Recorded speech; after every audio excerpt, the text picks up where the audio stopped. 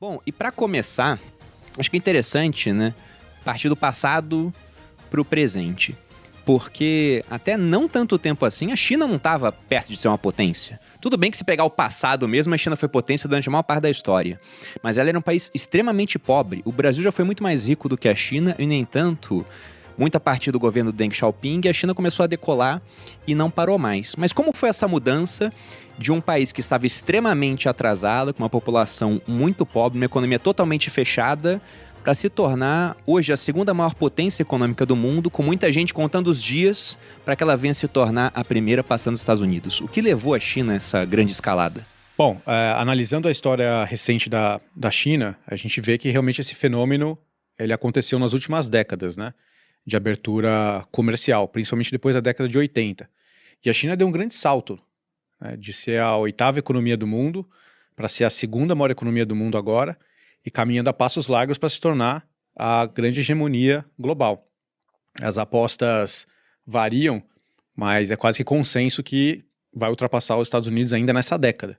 E a China é um milagre econômico incontestável. Então o socialismo dá certo? É isso que você está falando, Fabiano? O que eu estou dizendo é que do ponto de vista assim com os dois pés no peito. factual, é um case interessante de ser analisado. É só olhar os indicadores do país. Eles partiram de uma renda per capita de $800, né, para $10.000 hoje, per capita ano. Né? É uma ascensão da classe média. Uma potência hoje tecnológica. A população que antes era paupérrima, hoje já está num patamar um pouco melhor. Uma população que era rural, hoje é uma população majoritariamente urbana. Então a China caminha, sim, a passos largos.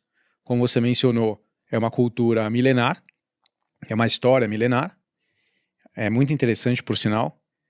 E quem quiser aprender um pouco mais, recomendo o livro do meu amigo Ricardo Jeromel também, O Poder da China. Jeromel já esteve aqui. Mas pode ser só o começo de um grande império que está surgindo. Né?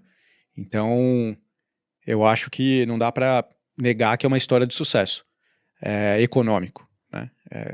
Claramente é um modelo diferente do que a gente vê em muitos lugares do mundo. O Oliver vai comentar um pouco mais. Tem desafios peculiares a esse contexto, tem oportunidades também. Agora não dá para negar que a China entrou no mapa econômico.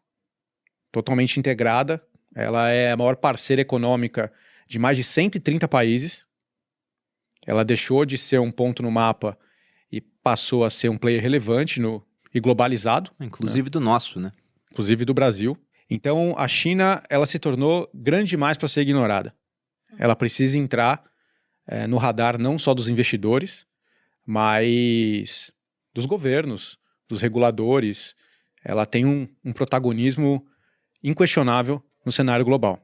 Se eu posso só adicionar essa pergunta, né? Responder essa pergunta. O socialismo deu certo na China, então? É interessante porque o modelo chinês confunde muitas pessoas, porque, por um lado, é um país com traços socialistas, é um estado de partido único, e se o Lenin voltasse a viver hoje, ele claramente ia reconhecer exatamente o que ele descreveu de como deve operar um estado de partido único.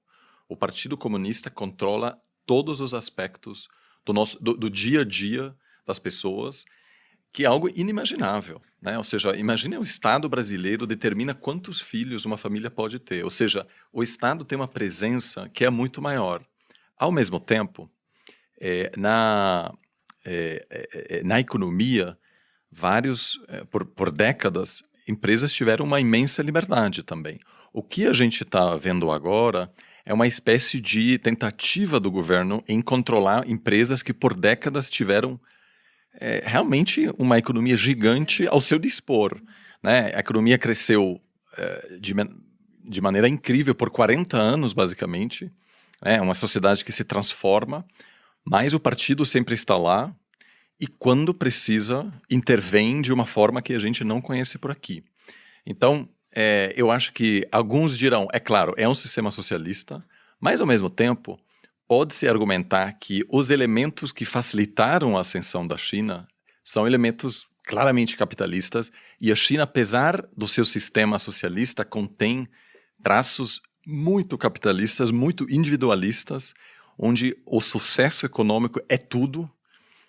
E às vezes a gente pensa, nossa sociedade é muito materialista. Quando eu falo com amigos chineses, eles dizem que no Tinder chinês, a primeira coisa, inclusive às vezes na foto, aparece o olerite. Né? É que fundamental. Loucura. Tem muito mais homem do que mulher lá no... Exato, por causa da política do filho único. Muitos casais, ao longo das décadas, abortaram quando viram no hospital que iam ter uma menina, então tem um excesso de homens, uma competição enorme. E daqui a pouco a gente vai falar disso, o setor imobiliário é fundamental para a cultura chinesa, porque não dá para casar sem ser dono de um apartamento, pelo menos. Né? Então, assim, também muita distorção e muita coisa que para nós é diferente, que aos poucos a gente precisa conhecer, porque, eu concordo plenamente, a gente não tem como pensar mais sobre o futuro da economia global sem a China no centro.